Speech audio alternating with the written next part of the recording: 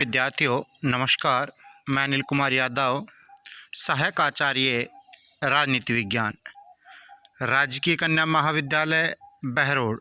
विद्यार्थियों, YouTube channel video में आपका हार्दिक स्वागत और अभिनंदन।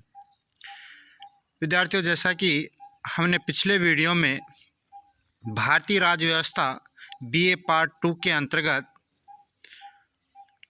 टॉपिक चल रहा था राष्ट्रीय आंदोलन। राष्ट्रीय आंदोलन के अंतर्गत हमने सिलेबस के अनुसार भारत में राष्ट्रवाद के उदय के कारणों के बारे में चर्चा की थी। उसी कड़ी में आगे बढ़ते हुए हम सिलेबस के अनुसार जो टॉपिक है वो है राष्ट्रीय कांग्रेस की स्थापना।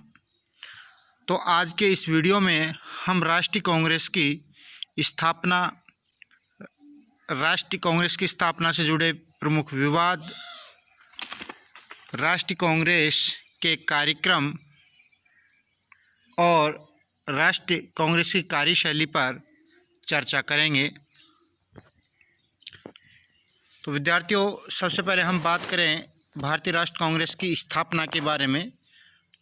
भारतीय राष्ट्र कांग्रेस की स्थापना संभवतः अंग्रेजी सरकार के आशीर्वाद से एक अवकाश प्राप्त अंग्रेज अधिकारी एलन ऑक्टेन हुम के द्वारा 1885 में की गई।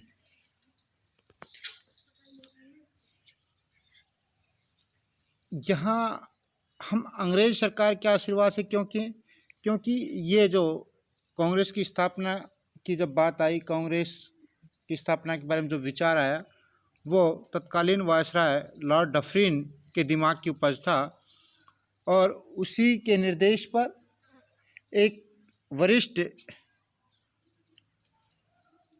अवकाश प्राप्त सेवानिवृत्त जो ब्रिटिश ईस्ट इंडिया कंपनी का अंग्रेज अधिकारी था, सेवानिवृत्त अधिकारी एलन ऑक्टेन हुम ने इसकी स्थापना 1885 में की। चूँकि हुम ने ही 1884 में भारतीय राष्ट्र संघ की स्थापना की थी, जो आज की राष्ट्र कांग्रेस है, इसका प्रथम अधिवेशन जो हुम ने 1884 में भारतीय राष्ट्र संघ की स्थापना की, उसका प्रथम जो अधिवेशन है 28 दिसंबर 1885 को मुंबई स्थित गोकुल दास तेजपाल संस्कृत विद्यालय में आयोजित किया गया। इसी सम्मेलन में दादा भाई नौरोजी के सुझाव और मार्गदर्शन पर भारतीय राष्ट्रीय कांग्रेस नाम रखा गया। जो भारतीय राष्ट्र संघ की स्थापना एलन ऑक्टेन हुम ने की थी, उसी का नाम बदलकर इस कांग्रेस के प्रथम राष्ट्र सम्मेलन में राष्ट्र संघ का नाम बदलकर भारतीय राष्ट्र कांग्रेस कर दिया गया। भारतीय राष्ट्र कांग्रेस का पहला अध्यक्ष होने का गौरव योमेश चंद्र बनर्जी को मिला। WC बनर्जी भारतीय राष्ट्र कांग्रेस के प्रथम सम्मेलन जो कि मुंबई में 28 दिसंबर 1885 को हुआ था, उसके अध्यक्ष बनाए गए। अब बात करते हैं कि कांग्रेस के प्रथम अधिवेशन कुल कितने सदस्यों ने भाग लिया। तो विद्यार्थियों, कांग्रेस के इस प्रथम सम्मेलन में 72 सदस्यों ने हिस्सा लिया था, जिनमें प्रमुख व्यक्तित्व निम्न थे, जैसे दादा भाई Naoroji, Firoz Shah Mehta, Dinshaw Wacha, Kashinath Telang, B Raghavachari, S Subramaniam, NG Chandavarkar आदि ये प्रमुख व्यक्तित्व थे जो कांग्रेस के प्रथम अधिवेशन में सम्मिलित हुए थे।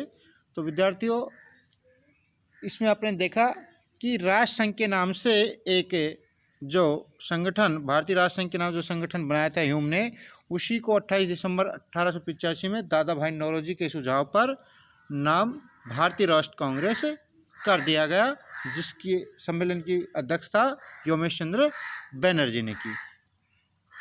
चूँकि यह सम्मेलन पूना में होना था, लेकिन वहाँ अकाल के कारण इसका स्थान बदलकर फिर मुंबई में किया गया। भारतीय राष्ट्रसंघ जिसका अधिवेशन पुणे में आयोजित होने वाला था, लेकिन वहाँ पर अकाल पड़ जाने के कारण अधिवेशन मुंबई में आयोजित किया गया। तो ये विद्यार्थी इसकी स्थापना के बारे में कुछ बातें थी। अब ह्यूम ने के द्वारा जो राष्ट्र कांग्रेस की स्थापना की गई थी, उसमें जिन सदस्यों ने जो भाग लिया, तो आपसे कई बार क्वेश्चन पूछा जा सकता है कि कांग्रेस के प्रथम अधिवेशन में कुल कितने सदस्यों ने भाग लिया। तो आपको स्पष्ट करना है कि 72 सदस्यों ने भाग लिया था। अब इसके बाद बात करें भारतीय जो राष्ट्र संघ है, जो ह्यूम ने शुरू में स्थापना की, जिसका नाम बाद में बदल के भारतीय राष्ट्र कांग्रेस का, एक तरह से राष्ट्र कांग्रेस का अग्रदूत माना जाता है। कांग्रेस का दूसरा जो अधिवेशन हुआ वो कोलकाता में हुआ, जिसमें कुल 343 प्रतिनिधि शामिल हुए। इसी तरह विद्यार्थियों, कांग्रेस का चौथा जो अधिवेशन था, कांग्रेस का जो दूसरा अधिवेशन था वो तो हो गया आपका कोलकाता में। कांग्रेस का जो तीसरा अधिवेशन वो मद्रास में हुआ, जिसमें कुल 607 प्रतिनिधि शामिल हुए थे। और कांग्रेस का चौथा अधिवेशन इलाहाबाद में हुआ, जिसमें कुल 1248 प्रतिनिधियों ने हिस्सा लिया। तो ये शुरुआत के 3-4 जो अधिवेशन थे वो काफ़ी महत्वपूर्ण है। और इसी पर हम जब चर्चा करें तो विद्यार्थियों, पहला अधिवेशन हो गया मुंबई में, दूसरा हो गया कलकत्ता में, तीसरा हुआ मद्रास में और चौथा हुआ इलाहाबाद में। तो इस प्रकार से कांग्रेस के जो ये अधिवेशन हुए, शुरुआती अधिवेशन काफ़ी महत्वपूर्ण थे। अब हम प्रथम अधिवेशन पर एक बार पुनः चर्चा करेंगे, क्योंकि प्रथम अधिवेशन के अंतर्गत क्या क्या बातें रखी गई थी। तो आपको पहली बात तो बता दिया था कि प्रथम अधिवेशन 28 दिसंबर 1885 में मुंबई में हुआ था, जिसमें 72 प्रतिनिधियों ने सम्मिलित हुए थे, जिनमें विशेषकर वकील, व्यापारी और बंगाल के जमींदार आदि थे। कांग्रेस की इस प्रथम अधिवेशन में प्रमुख मांगें प्रस्तुत की गई थी, जैसे केंद्र और प्रांतों में विधान परिषदों का विस्तार किया जाए, उच्च सरकारी नौकरियों में भारतीयों को पूरा अवसर प्रदान किया जाए, सैनिक खर्च में कटौती की जाए, भारतीय प्रशासन की जांच हेतु एक रॉयल कमीशन की नियुक्ति की जाए। तो इस प्रकार से प्रथम जो सम्मेलन कांग्रेस का हुआ था उसमें कई बिंदु रखे गए थे। अब बात करें कि कांग्रेस की स्थापना से जुड़े विवाद, तो इस बिंदु पर चर्चा करते हैं हम। चूँकि विद्यार्थियों, वर्षों से इतिहासकारों में इस बात को लेकर विवाद है कि कांग्रेस की स्थापना अंग्रेज़ों की देन है या स्वतंत्रता आंदोलन के लिए, राष्ट्रीय आंदोलन के लिए जो कार्यकर्ता सक्रिय थे उनके कारण से कांग्रेस की स्थापना हुई, उनके दबाव के कारण कांग्रेस की स्थापना हुई। तो इतिहासकारों में इस बात को लेकर काफ़ी मतभेद रहा है, विवाद रहा है। तो हम कहें कि इतिहासकारों में इस बात को लेकर विवाद है कि कांग्रेस की स्थापना के पीछे वह दृढ़ राजनीतिक इच्छा शक्ति थी, जिसने 1885 तक अंग्रेजों के विरुद्ध काफ़ी प्रखर रूप धारण कर लिया था, या फिर यह अंग्रेजों की एक राजनीतिक चाल थी, जिसे तत्कालीन वायसराय लॉर्ड डफरिन के परामर्श पर ह्यूम ने चरितार्थ किया था। तो ये दोनों बिंदुओं पर इतिहासकारों में विवाद रहा है कि जो कांग्रेस की स्थापना के पीछे भारतीयों की दृढ़ राजनीतिक इच्छा जो स्वतंत्रता आंदोलन से जुड़े हुए थे वो थी, या फिर एक तरीके से अंग्रेजों की एक राजनीतिक चाल थी, ताकि भारतीय जो राष्ट्रीय आंदोलन था वो एक तरीके से उग्र हो रहा था और उसको शांत करने के लिए एक सेफ्टी वॉल के रूप में कांग्रेस की स्थापना की। डफरिन के निर्देश पर ह्यूम ने कांग्रेस की स्थापना, एक पक्ष कहता है कि डफरिन के निर्देश पर ह्यूम ने कांग्रेस की स्थापना इस उद्देश्य से की थी कि भारतीय जनता में पनपता व बढ़ता असंतोष किसी भी रूप में उग्र रूप धारण न करे और असंतोष की इस वस्तु को बिना किसी खतरे के कांग्रेस रूपी सुरक्षा वाल से बाहर निकाला जा सके। तो कुछ इतिहासकारों का तो कहना है कि ये एक तरीके से अंग्रेज़ों की चाल थी और जिसको तत्कालीन वायसराय लॉर्ड डफरिन के निर्देश पर हुम ने इसकी स्थापना की, ताकि जो भारतीयों में आक्रोश और असंतोष है वो ना पनपे और वो और उग्र रूप धारण ना करे। वो उग्र रूप धारण करे इससे पूर्व ही कांग्रेस की स्थापना कर दी जाए, ताकि एक सुरक्षा वाल के रूप में कांग्रेस कार्य करे कि हाँ, अंग्रेज सरकार आपके हितों के लिए कार्य कर रही है, इस तरह के संगठन स्थापित कर रही है। अतः निष्कर्ष रूप में कहा जा सकता है कांग्रेस की स्थापना की तत्कालीन अभिप्रेरणा और उद्देश्य संभवतः ब्रिटिश साम्राज्य की रक्षा करना और उस पर आए खतरे को टालना ही था। तो इतिहासकार सामंत यही मानते हैं ज़्यादातर कि अंग्रेजों ने अपनी सुरक्षा मुद्दों को ध्यान में रखकर और एक तरीके से ब्रिटिश साम्राज्य की रक्षा को देखते हुए और उस पर आए खतरे को टालने के लिए एक तरह से सुरक्षा वाल के रूप में इस कांग्रेस की स्थापना की थी। लाला लाजपत राय के अनुसार तो ह्यूम को इस बात का विश्वास हो चला था कि भारत में शीघ्र भयंकर विस्फोट की संभावना है, क्योंकि राष्ट्र आंदोलन अपनी चरम सीमाओं पर था। तो उस स्थिति में भारतीय जनता में आक्रोश था अंग्रेजों के प्रति और असंतोष जन्म ले रहा था। तो ह्यूम को इस बात का एहसास हो चला था कि यदि जल्दी ही इस तरह की कोई संस्था स्थापना नहीं की गई, उनको कुछ रियायतें नहीं दी गई, तो ये एक तरीके से चरम सीमा पर पहुँच जाएगा और ये एक तरीके से ब्रिटिश साम्राज्य के लिए संकट की स्थिति पैदा कर देगा। तो हम इस बात का विश्वास हो चला कि भारत में शीघ्र भयंकर विस्फोट की संभावना है, जिससे ब्रिटेन का भारतीय साम्राज्य नष्ट हो जाएगा। लाला लाजपत राय ने 1916 में अपने एक लेख यंग इंडिया में लिखा, जिसमें उन्होंने कांग्रेस को लॉर्ड डफरिन के दिमाग की उपज बताया।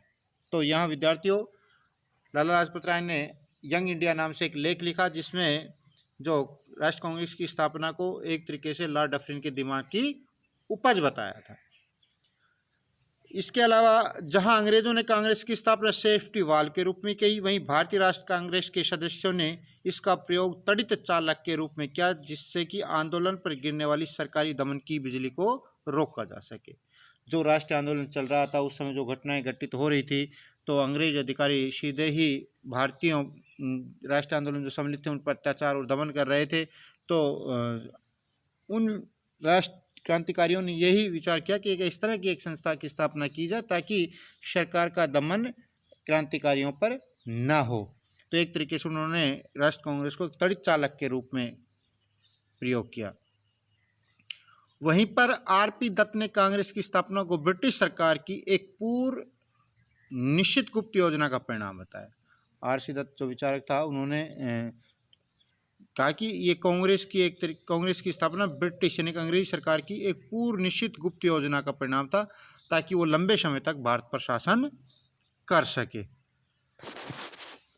अब इसके बाद हमने इसके विवादों के बारे में बताया कि कुछ इतिहासकार इसको कांग्रेस की चाल बताता है, एक सुरक्षा वाल के रूप में इसकी स्थापना की बात करता है। तो वहीं भारतीय जो क्रांतिकारी जो राष्ट्र आंदोलन से जुड़े हुए थे, वो एक तरीके से अपने अंग्रेजी सरकार के दमन से बचने के लिए इस तरह की संस्था की स्थापना की बात करते हैं। अलग अलग मत हैं। अब बात करते हैं हम विद्यार्थियों कांग्रेस के विषय में कुछ विद्वानों की टिप्पणियाँ, कुछ विशेष टिप्पणियाँ की, जैसे विपिन चंद्र पाल ने तो इसे याचना संस्था की संज्ञा दी, क्योंकि लाल, बाल और पाल ये उग्रवादी विचार के समर्थक थे और इसी कारण इन्होंने कहा कि दीन याचना की संस्था है। एक तरीके से कांग्रेस एक आलोचना के रूप में इस शब्द का प्रयोग किया उसने। उन्होंने कहा कि कांग्रेस याचना संस्था है जो निवेदन और भीख मांगती है एक तरीके से। इसी तरह लाला लाजपत राय ने कांग्रेस के सम्मेलनों को शिक्षित भारतीयों के वार्षिक राष्ट्रीय मेले की संज्ञा दी। उन्होंने कहा कि जो कांग्रेस के जो राष्ट्रीय जो सम्मेलन होते थे वो एक तरीके से शिक्षित भारतीयों के वार्षिक राष्ट्रीय मेले की संज्ञा इस कांग्रेस के वार्षिक सम्मेलनों को दी लाला लाजपत राय ने। इसी तरह अश्विनी कुमार दत्त ने कांग्रेस के सम्मेलनों को 3 दिन का तमाशा बताया। तो अश्विनी दत्त भी एक तरीके से राष्ट्र कांग्रेस के सम्मेलनों के जो थे आलोचक थे। इसी तरह बाल गंगाधर तिलक ने कांग्रेस के बारे में कहा कि यदि वर्ष में हम एक बार मेंढक की तरह टर आएंगे तो हमें कुछ नहीं मिलेगा। तो वो एक तरीके से ये भी बाल गंगाधर तिलक भी एक तरीके से उग्रवादी विचारकों में थे और वो कहते थे कि साल में एक बार सम्मेलन करने से ही हमें सब कुछ प्राप्त होने वाला नहीं है जब तक हम लगातार संघर्ष नहीं करेंगे। इसी तरह बंकिम चंद्र चटर्जी ने कहा कि कांग्रेस के लोग पदों के भूखे हैं और इसी तरह लॉर्ड कर्जन ने कांग्रेस को देशद्रोही और गंदी चीज़ की संज्ञा दी थी। इसी तरह वायसराय लॉर्ड कर्जन ने कांग्रेस के बारे में कहा था कि कांग्रेस अपनी मौत की घड़ियां गिन रही है। भारत में रहते हुए मेरी एक सबसे बड़ी इच्छा है कि मैं कांग्रेस के शांतिपूर्ण मरने में मदद कर सकूं। कांग्रेस के बारे में डफरिन ने कहा कि वह जनता के अल्पसंख्यक वर्ग का ही प्रतिनिधित्व करती है जिसकी संख्या सूक्ष्म है। तो यहाँ पर लॉर्ड डफरिन ने जो कांग्रेस के बारे में कहा कि जो अल्पसंख्यक वर्ग का केवल इसमें हिंदुत्व वर्ग है उसी का बाहुल्य है और ये पूरी आबादी का एक तरीके से प्रतिनिधित्व नहीं करती। तो अलग अलग कथनों के माध्यम से उन्होंने टिप्पणियां कांग्रेस पर की। अब बात आती है कि कांग्रेस के कार्यक्रम क्या थे। कांग्रेस के कार्यक्रम क्या हैं? तो भारतीय राष्ट्र कांग्रेस के जो कार्यक्रम थे उनके बारे में हम बात करें शुरुआती दौर में तो राष्ट्रवाद को बढ़ावा देना और बनते हुए राष्ट्र की भावनाओं को मूर्त रूप देना इसका तत्कालीन समय में महत्वपूर्ण कार्यक्रम था। राष्ट्रवाद को बढ़ावा देना, राष्ट्र के प्रति भाव पैदा करना और बनते हुए राष्ट्र की भावनाओं को व्यवहारिक रूप में मूर्त रूप में लाना, ये उस समय राष्ट्रीय कांग्रेस के एक तरीके से प्रमुख कार्यक्रम थे। इसके अलावा सामान्य कार्यक्रमों के आधार पर विभिन्न क्षेत्र की जनता को एकत्रित करना, भारत के अलग अलग हिस्सों में जो जनता थी उनको जागरूक करना और राष्ट्रीय आंदोलन को सम्मिलित होने के लिए आह्वान करना, आंदोलन करना और राष्ट्रीय जनजागृति पैदा करना कांग्रेस का कार्यक्रम रहा। इसके अलावा राष्ट्र कांग्रेस का जो कार्यक्रम था वो जनता को राजनीतिक रूप से प्रशिक्षण देना और इसके अलावा औपनिवेशिक अर्थतंत्र जो ब्रिटिश सरकार का जो आर्थिक व्यवस्थाएं थी उसकी मीमांसा करना, एक तरीके से उनके बारे में जनता को अवगत, भारतीय जनता को अवगत करना राष्ट्रीय कांग्रेस का प्रमुख कार्यक्रमों में सम्मिलित था। धन्यवाद विद्यार्थियों।